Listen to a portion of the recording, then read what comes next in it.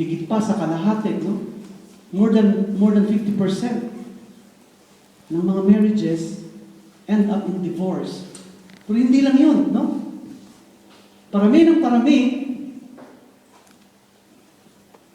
ang mga kabataan, ang mga tao na hindi na naniniwala sa kasal. Pwede namang magsama na walang basbas ng kasal.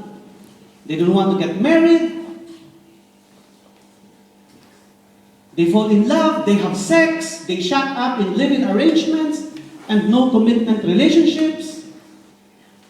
The problem is, when the fun evaporates, so will the love.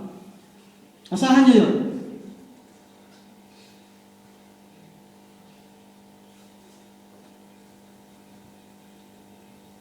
Nakakalungkot, no? Katoliko, Kristiyano.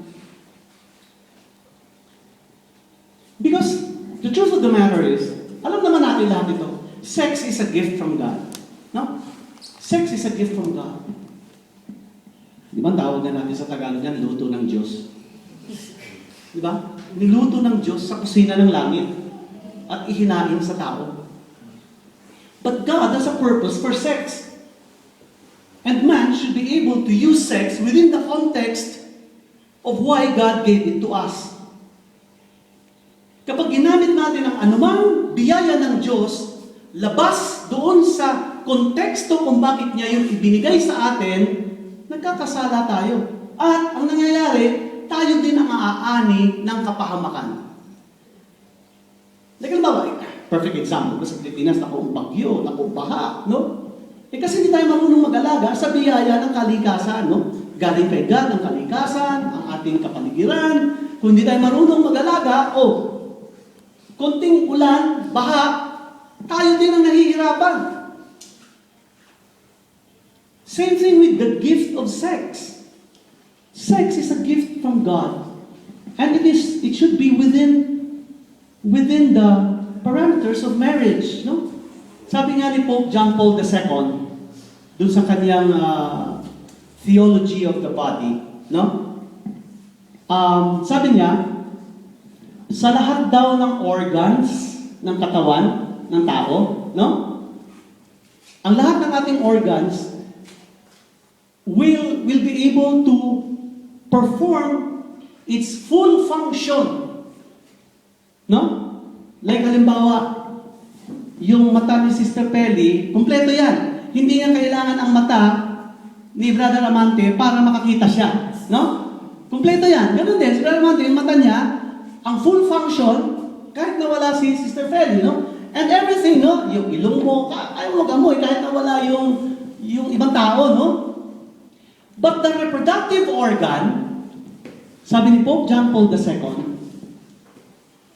hindi mo magagamit yan in its fullest function pag wala yung asawa mo. No? Pag wala yung asawa mo. Kaya, napaka-espesyal kasi yan ang daluyan ng buhay, di ba? So talagang itinalaga ng Diyos na that is something special, no?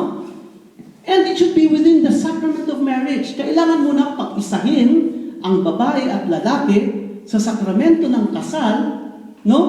And yung sex with its unitive and procreative elements, no? Yun ang nagsistrengthen ng pagsasama. Anong ibig sabihin nun? Ang ibig sabihin nun, kasi di ba ang tao is made up not just of the body. Di ba? Hindi lamang naman tayo katawan. We are made up of the body, mind, and spirit. And talagang itinalaga ng Diyos, this according to Pope John Paul II, blessed, no? Kapag nagsanib, no? In the marital act, ang lalaki at ang babae, ang husband at saka ang wife, nagsasanib ang kanilang katawan at pati ang kanilang isip at kaluluwa. Ngayon, kung ang lalaki at babae babae ay nag-sex na hindi naman sila kasal o kaya si mister ay may ibang asawa or whatever, ang nagsasanib lamang ay ang kanilang katawan. Hindi nagsasanib ang kanilang isip at kaluluwa. Ano ibig sabihin? Ibig sabihin parang aso lamang. Diba? Mga aso. Katawan lang ang nagsasanib pag nagsisex. No? Ang hayop. That is what sets us apart from animals. We have been created in the image and likeness of God. We are made not just of our bodies, but also of our mind and of our soul. May kaluluwa tayo. Talagang sinadya ng Diyos na espesyal. No? Yung pagkakagawa niya, kasi yan ang daluyan ng buhay. Yan ang himlayan ng pag-ibig, ng pagmamahal, ng pagkakaisa. No? Pero nangyayari ngayon, di ba? Sa Europe, no? Iba na. Love itself has been redefined. And so have marriage and family. Sa ngayon, love is already an act of selfishness and greed instead of selflessness and sacrifice. Like in many ways, love no longer extols, it demeans. Love is no longer used to build up, it is exploited to destroy. And when love is no longer pleasurable, or loses its power to serve one's personal ambitions, it is conveniently discarded and replaced.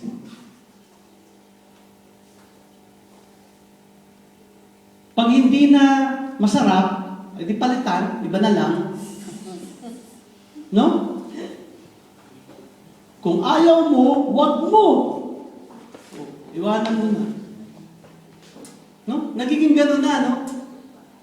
Malayo na doon sa konteksto kung bakit ginawa ng Diyos ang pag-ibig ng mag-asawa. No? Na it should be a tool for us to learn the real essence of selflessness and sacrifice in marriage. Alam ito ng mga mag-asawa, no? Hindi naman sa lahat ng pagkakataon lavi-davi, di ba?